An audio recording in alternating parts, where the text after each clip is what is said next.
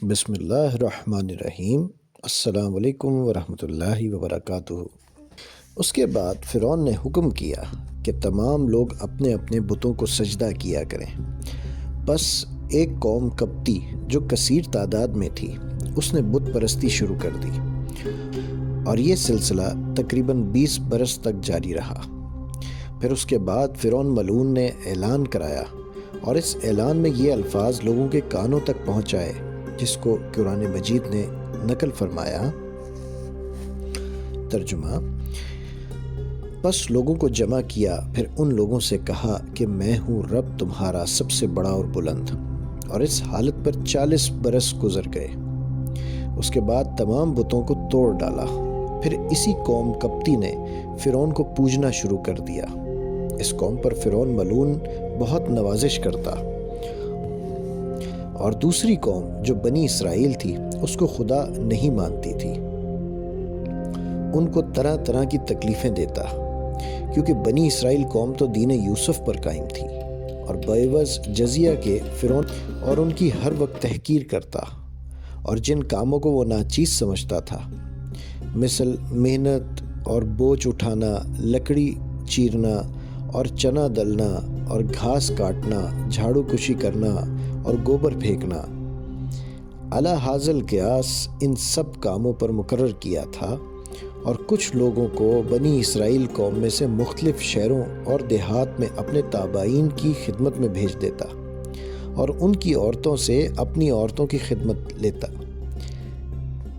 غرض یہ کہ بنی اسرائیل قوم کی عزت وقار نہیں کرتا تھا، مگر صرف ایک عورت کی، جن کا نام آسیہ تھا۔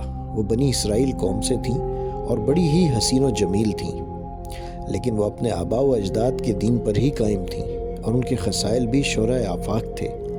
اسی وجہ سے فرعون ملعون اور بعض مورخین کہ فرعون نے ان کو اپنی زوجہ جان کر بڑی عزت سے اپنے گھر میں رکھا تھا، مگر وہ اپنے دین پر مضبوط تھیں، اور وہ خلاف شرع نہیں چلتی تھیں۔ اور ہمارے رسول اکرم صلی اللہ علیہ وآلہ وسلم نے 5 عورتوں کی پاکی اور بزرگی بیان فرمائی ہے، جن میں سے ایک حضرت موسیٰ علیہ السلام کی ماں، دوسری مریم بنت عمران یعنی حضرت مریم علیہ السلام، اور تیسری حضرت خدیجہ الکبریٰ بنت خولید جو حضور صلی اللہ علیہ وآلہ وسلم کی زوجہ مطہرہ ہیں، اور چوتھی حضرت فاطمۃ الزہرا بنت رسول خدا صلی اللہ علیہ وآلہ وسلم، کیونکہ یہ سب صالحہ تھیں۔ الغرض قوم بنی اسرائیل 13 برس تک فرعون کے عذاب میں اور اس کی قوم کی خدمت میں گرفتار رہی۔ زن و مرد اسی قوم کی خدمت کرتے اور ان کی باربرداری میں لگے رہتے اور صبر کرتے تھے، لیکن باوجود اتنی سخت تکلیف کے وہ اپنے آبائی دین اسلام سے نہیں پھرے۔ اسی حالت میں وہ شب و روز استغفار اور اللہ کی عبادت کرتے تھے۔ ایک دن فرعون ملعون نے دریائے نیل کے کنارے مجلس جشن کی تھی۔ تمام لوگ نہا کر وہاں گئے اور اپنے ساتھ کھانے پینے کا سامان بھی لے گئے، اور وہاں جا کر خوشیاں منائیں۔ اور فرعون نے پھر اپنی قوم سے کہا، قول اللہ تعالی۔ ترجمہ: اور پھر پکارا فرعون نے اپنی قوم میں بولا، اے قوم میری، بھلا مجھ کو کیا نہیں ہے حکومت مصر کی، اور یہ نہریں چلتی ہیں نیچے میرے، کیا تم نہیں دیکھتے؟ بلکہ میں بہتر ہوں اس شخص سے کہ جس کو عزت نہیں ہے اور وہ صاف نہیں بول سکتا۔ اتنی بات فرعون نے حضرت موسیٰ علیہ السلام کی شان میں تکبری سے کہی تھی کہ وہ کیا چاہتا ہے۔ اس بات کو لوگوں نے مانا جیسے کہ اللہ تعالیٰ نے فرمایا۔ ترجمہ: پھر عقل کھو دی اپنی قوم کی، پھر اسی کا کہا مانا، تحقیق وہ لوگ تھے فاسق۔ بس چاہا اللہ تعالیٰ نے کہ اس کو دوزخ میں ڈالے اور اس کی قوم کو بھی جہنم میں ملا دے۔ اسی وجہ سے اللہ تعالیٰ نے اس کو 400 برس کی عمر دی، تاکہ وہ ہر روز باغی ہوتا رہے اور اپنے حقیقی معبود کی نافرمانی کرتا رہے۔ پھر ایک روز ایسا اتفاق ہوا کہ اللہ تعالیٰ نے قدرت کاملہ سے تو دریائے نیل کو تو سکھا دیا، اور اس میں کچھ بھی پانی باقی نہ رہا۔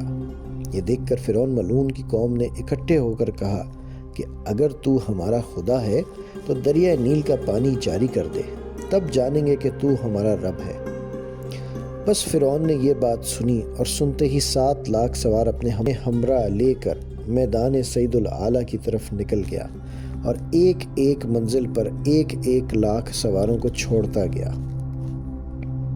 اسی طرح سب کو رخصت کر کے تنہا ایک میدان میں جا کر ایک غار میں اندر گھسا اور گھوڑے کی باگ کو گلے میں لپیٹ کر قبلہ رخ ہو کر سجدے میں جا گرا اور پھر یہ مناجات کی: الہی تو حق پر ہے اور میں باطل ہوں، اور میرا رب بے نیاز و بے پرواہ ہے، اور میں نے دنیا کو بعوض آخرت کے اختیار کیا۔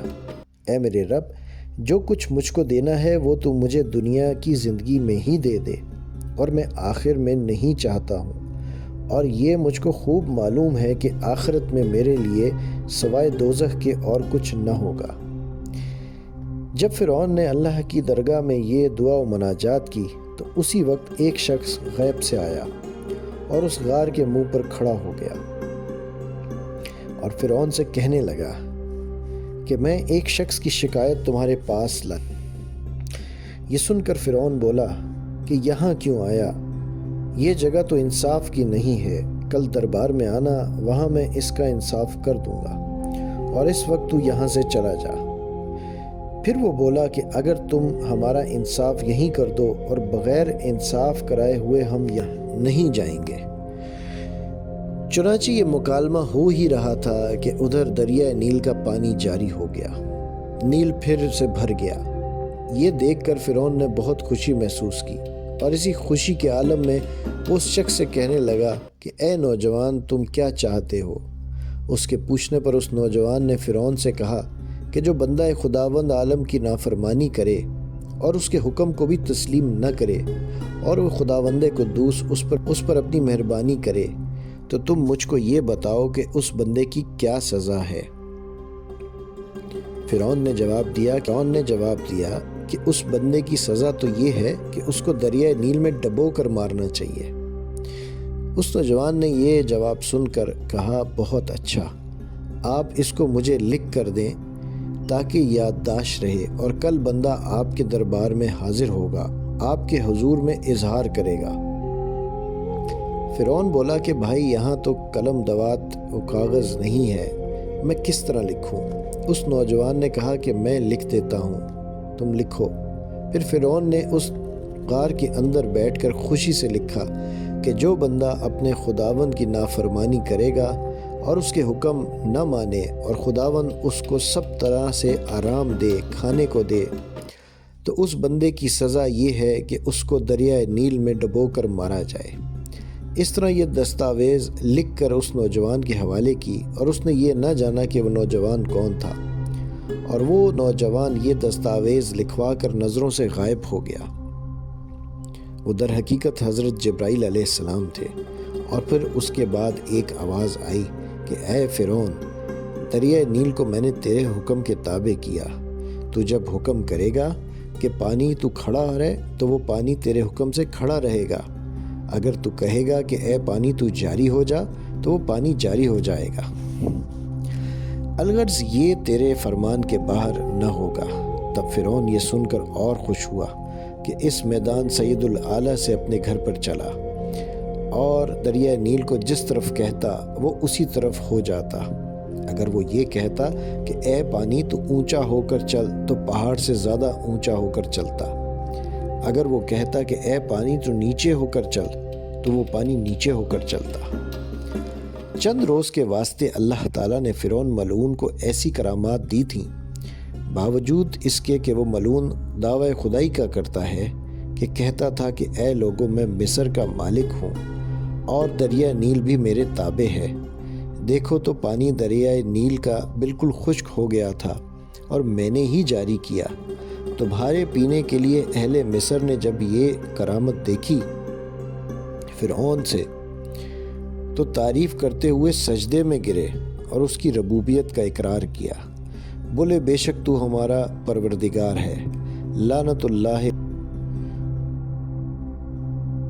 اور ایک مکان بھی عالیشان لب دریا بنایا تھا، اور اس کا نام ایک حوض بنا کر دریا کے پانی کی نہر اس پر جاری کی تھی، اور اس پر 4 ستون سونے کے بنائے تھے، اور وہ اس طرح بنائے تھے کہ حوض کے کنارے پر سے کوشک پر جا کر دوسری راہ نکل پڑتی تھی، اور اللہ تعالیٰ نے 2 درخت بھی اس حوض کے کنارے پر پیدا کیے تھے۔